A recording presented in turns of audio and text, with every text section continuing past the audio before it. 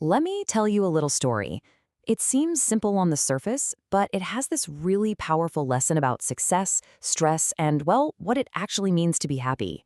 It's all about how we can get so focused on one thing, we miss the point entirely. So, have you ever asked yourself this?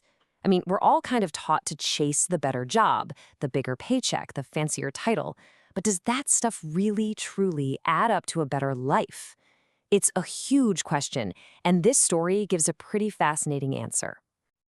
Okay, so picture this. A group of old college buddies get together. They've all done really well for themselves. We're talking impressive careers, the whole shebang. And they decide to go visit their favorite old professor from back in the day. And at first, the vibe is great. Everyone's catching up, bragging a little about their promotions, sharing success stories. It's all high fives and laughter. It really sounds like they're all living the dream. But after a while, the mood starts to shift. The talk about success slowly turns into talk about stress. They start complaining about the crazy long hours, the constant pressure, and just feeling totally wiped out. Suddenly, it's not about success anymore. It's about how exhausting it all is. So the professor, he's been listening to all this really patiently, right? He doesn't give them a big lecture or some complicated advice. Nope. Instead, he does something super simple, something that would teach them a lesson they'd never, ever forget. He just gets up with this calm little smile and says he's going to make some coffee. That's it. No big speech, just a simple, warm offer. But he was about to make his point, and it had nothing to do with a caffeine boost. So he comes back a few minutes later with a big pot of fresh coffee and a tray of cups.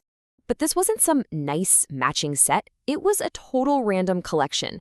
Some really fancy porcelain cups, some plain ceramic ones, and even a few old glass ones that were chipped. He tells everyone to help themselves. And what do you think happened? You guessed it, almost everyone automatically reached for the best cups. The elegant, expensive-looking ones. The plain, simple, and shipped cups? Yeah, they got left behind. It's just human nature, right? We all want the best-looking thing.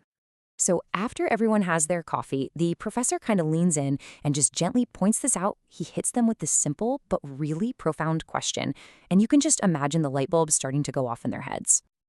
And this brings us right to the heart of the story. The whole entire lesson comes down to understanding this one simple metaphor: the coffee versus the cups. Let's just lay it all out.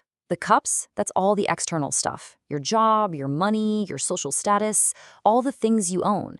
But the coffee is your life. It's the real stuff, your experiences, your joy, your happiness.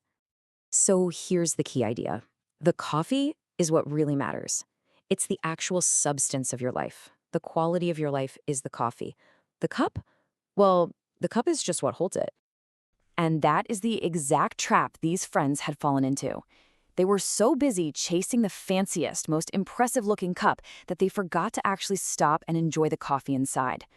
All their stress came from trying to get and keep the best cup, not from savoring the life within it.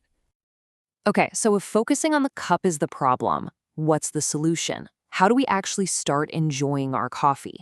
Well, the story gives us some really great practical wisdom on that. This right here is the professor's big reveal. Real happiness isn't about having the best of everything. It's not about getting that perfect porcelain cup. It's a total mindset shift. It's about looking at whatever cup you have right now and choosing to make the absolute best of it. And in the end, it's that simple. They enjoy the coffee, they savor the moment, they appreciate the life they're living right now without worrying that their cup isn't fancy enough. So we can boil this all down into 3 simple steps. First, just acknowledge your cup. See your job, your status, all that stuff for what it is, a container. Second, actively shift your focus to the coffee, your actual life, your joy. And finally, number 3, savor it. Make a conscious choice to enjoy the life you have right now. So after hearing this whole story, it kind of leaves us with a really important question to ask ourselves. It's a challenge, really, to look at our own lives in the exact same way. So I'll leave you with this to think about. What cup in your life might be distracting you from your coffee? Is it your job title, a car, what other people think?